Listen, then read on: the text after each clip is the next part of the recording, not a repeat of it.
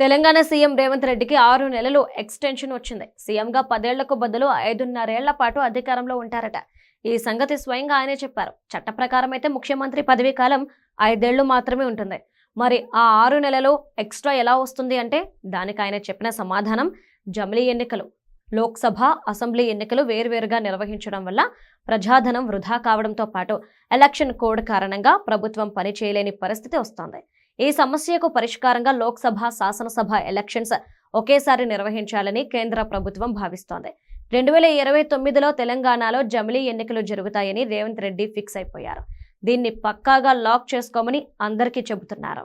రేవంత్ రెడ్డి చెప్పినట్లు 2029లో జమిలీ ఎన్నికలు సాధ్యమా అంటే ఒకే ఒక్క సినారియోలో అవును అని చెప్పొచ్చు. దేశమంతా జమిలీ ఎన్నికలు నిర్వహించడానికి రాజ్యాంగంలో చాలా చట్టాలను మార్చాలి. ఇప్పుడు కేంద్రంలో అధికారంలో ఉన్న ఎన్డీఏ ప్రభుత్వానికి రాజ్యాంగ సవరణ చేయడానికి అవసరమైన 3/2 మెజార్టీ లేదు.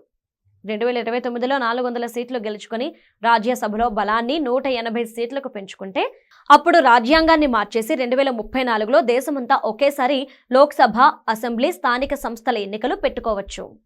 2029లోనే తెలంగాణలో జమిలీ ఎన్నికలు రావాలంటే కేంద్ర ప్రభుత్వం ఎలక్షన్ కమిషన్ తలుచుకుంటే జరిగిపోతుంది. ఎలాగంటే లోక్సభ లేదా శాసనసభ ఎన్నికలను పరిస్థితులకు అనుగుణంగా 6 నెలల ముందు లేదా 6 నెలల తర్వాత ఆలస్యంగా నిర్వహించవచ్చు. ఎలక్షన్ కమిషన్కి ఈ వెసులుబాటు ఉంది. రాజ్యాంగం ప్రకారం 6 నెలల్లోపు చట్టసభ సమావేశం కావాలి.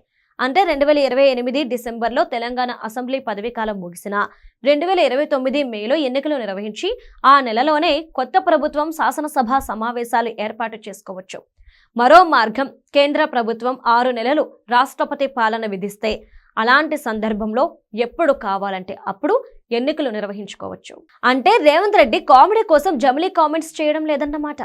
మోడీ సర్కారు జమిలీ కోసం ఆసక్తి చూపిస్తోంది కాబట్టి రేవంత్ రెడ్డి కోరిక నెరవేరే అవకాశాలు పుష్కలంగా ఉన్నాయి. అదే జరిగితే రేవంత్ రెడ్డికి నవ్వులు, ఆయన్ను విమర్శించిన వాళ్ళు నవ్వుల పాలు ఖాయం. 2018లో కేసీఆర్ 6 నెలల ముందే అసెంబ్లీని రద్దు చేసి ఎన్నికలకు వెళ్లడం వల్లే ఈ పరిస్థితి వచ్చింది.